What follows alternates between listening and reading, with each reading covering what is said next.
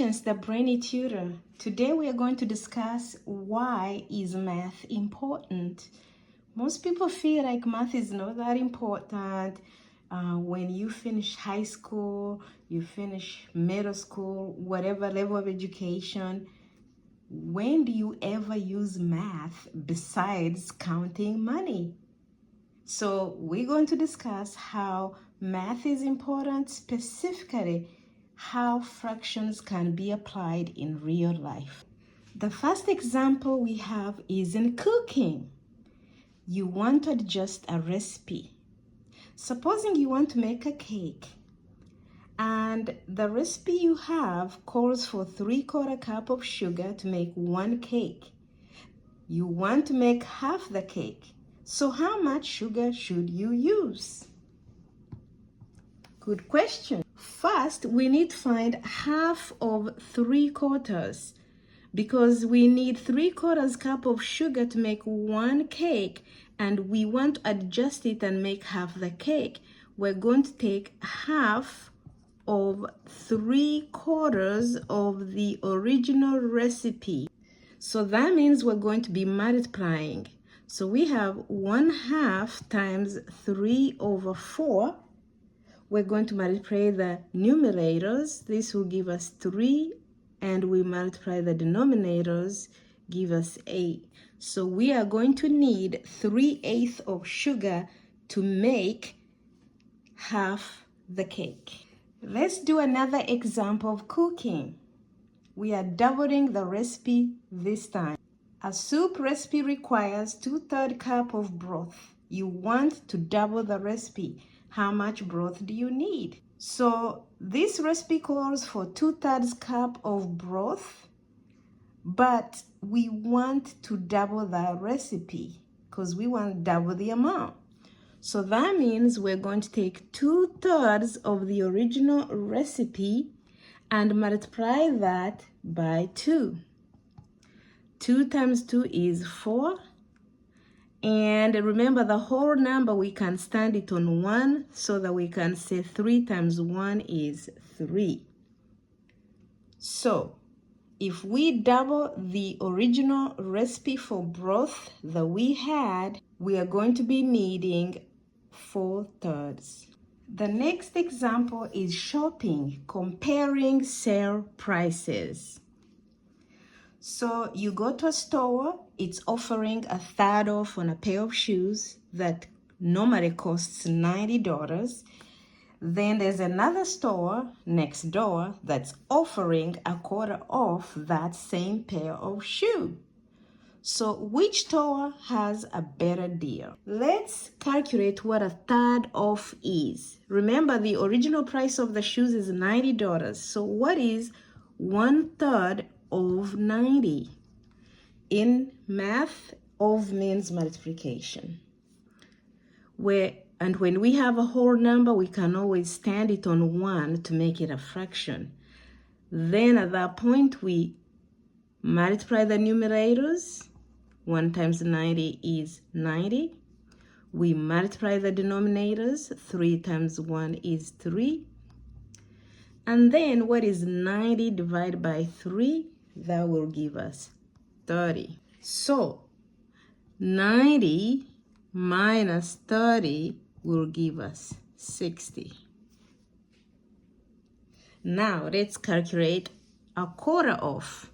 So remember, the other store is offering 1/4 off the original price of 90.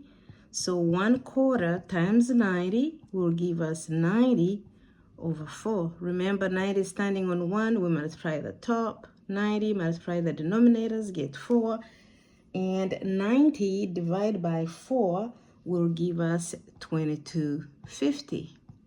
So now we're going to take the original price of 90, subtract 22.50, and we will have 67. Now let's compare $60 and $67. So the question says, which store has a better deal? Obviously, the store that is offering a third off has a better deal, because the cost of the shoes that were originally $90 is $60, and the cost of the shoes in the second store that were original $90 is $67. So definitely you want to pay the lower price. So the first store has a better deal. Now let's say you're doing a home improvement project and you want to measure length. So you're measuring a wall to hang a picture, and the wall measures 5.5 feet. Now the picture frame itself is 2 3/4 long. So how much space will you have left on the wall? So first we're going to subtract the length. We're going to take 5.5 minus 2 3/4. We're converting the mixed number into improper fractions will give us 11/2 minus 11/4. So this was converted by taking the whole number 5 times the denominator, which is 10, add the numerator 1, and stand that on the denominator, 11/2. This one is 4 times 2 is 8 plus 3, which is 11, and it's standing on the same denominator of 4.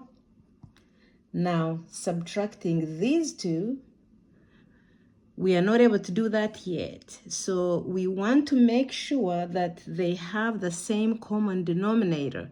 We can take this first fraction, multiply the denominator by 2, and whatever we do on the bottom, we're going to do on the very top. Now our new fraction is 22/4 minus 11/4.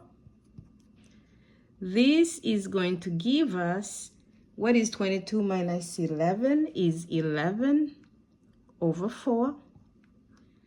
And we were able to subtract these because they now had the same denominator. So we're going to convert 11/4 back into a mixed number, which will give us 2 3/4. Now to answer the question, how much space will we have left on the wall? We're going to have 2 3/4 feet of space left on the wall. Next, let's say you are trying to budget your money and you're gonna go out and split the cost of a meal with friends. So you and your 3 friends, you go out for dinner. They present the bill. The total bill is $120. You'll decide that you're gonna split it equally. So how much does each person pay? So first you're going to divide the total by the number of people. So the bill is $120. It's you and the 3 friends, so you are a total of 4 friends. So you're gonna take that total bill and divide by the number of people, including you. Now, 120 divided by 4 is 30. So what that means is each of you is going to pay $30 for that meal. The next example I'm going to share with you is on time management. So you have 1 hour to study for your classes. You want to spend a quarter of the time on math, half of the time on science, and then the rest of the time on history. So how much time should you spend on each subject? Well, let's start with math. With math, you have a quarter of the time. So you want to multiply that by the 60 minutes. Why? Because 1 hour has 60 minutes in it. Well, that means you will get only 15 minutes for math. Next, you have science. And you want to spend on science 1/2 of the time.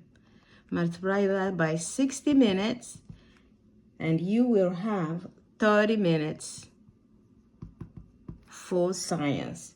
Well, the remaining time, you want to spend that on history. All right, so you're going to take the total time you had, the 1 hour, which is 60 minutes, and then you're going to subtract the 15 minutes and 30 minutes you had. So 15 plus 30 is 45 minutes. And once you subtract 45 from 60, you should be left with 15. So you will have 15 minutes to spend on history. Okay? So you'll be spending 15 minutes on math. Okay? 15 minutes on math. You'll be spending 30 minutes on science.